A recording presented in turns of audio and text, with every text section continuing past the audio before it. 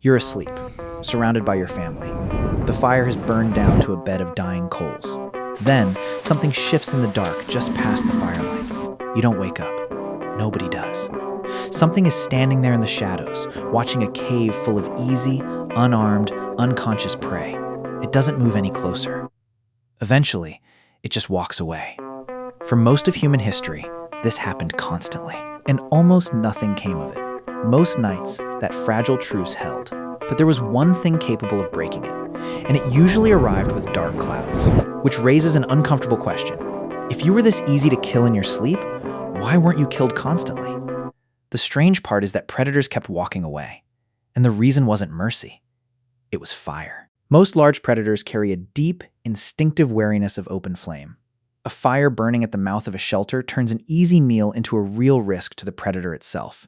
It's not that fire made you invisible, it made you expensive. And expensive prey gets skipped in favor of literally anything else nearby that isn't guarded by something that hurts to get close to. But fire wasn't enough on its own. Something about the way you stood mattered, too. Predators size up prey partly by silhouette. An upright, two-legged shape simply doesn't read the same way as a low, four-legged one built for fleeing. It was almost a bluff. Standing tall doesn't make you physically stronger, but it makes you look like the kind of thing that isn't worth finding out about the hard way. Yet, that still doesn't explain everything. There was something else, something a predator couldn't even see. You didn't smell right. Predators build their hunting habits around prey they recognize. The scent, the movement, the exact escape pattern of animals they've successfully caught before. Humans, especially early on, were an unfamiliar, unpredictable variable. Unfamiliar prey isn't automatically safe prey. It's just prey a predator has to think about longer. And hesitation is exactly the gap that let most nights pass without incident. Somewhere beyond the firelight, a pair of eyes was still deciding. Then there's the problem no lone predator wants to deal with. You were never actually alone.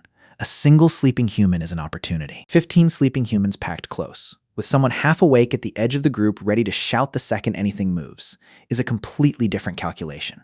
Predators don't take a fight they don't have to take, and a group is exactly that fight. This isn't guesswork. A 2017 review by wildlife researchers confirmed that most predatory attacks cluster around the exact same conditions: low light, small or solitary groups, and reduced vigilance. Take those away, and the odds shift hard in your favor. Not to zero. Just far enough that most nights, nothing happened at all.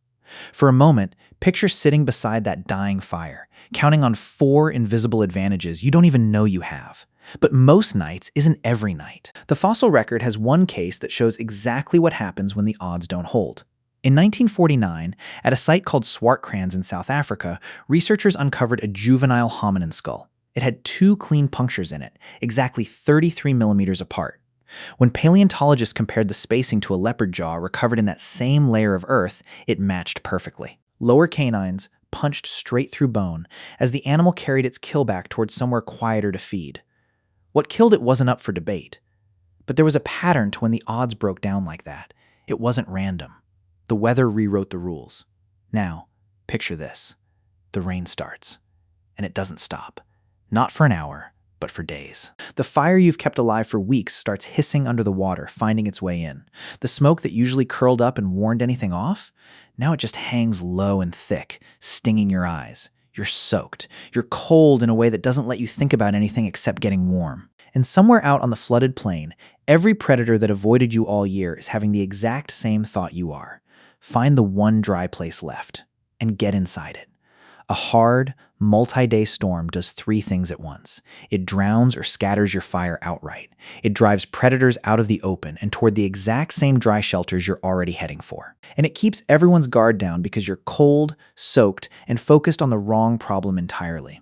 The truce that fire, posture, scent, and numbers usually bought you depends on all 4 holding at the same time. A bad enough storm can knock out 2 or 3 of them in a single night. Caves that stayed dry through a storm didn't just shelter people. They pulled in everything else looking for the same thing. Predator and prey pressed into the same small, dark space. A fire struggling to stay lit.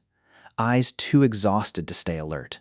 That wasn't a small, unlucky exception to the rule. That was the rule failing under exactly the conditions it was never built to survive. So the truth isn't that predators ignored humans. It's that humans spent enormous, constant effort making themselves not worth the risk.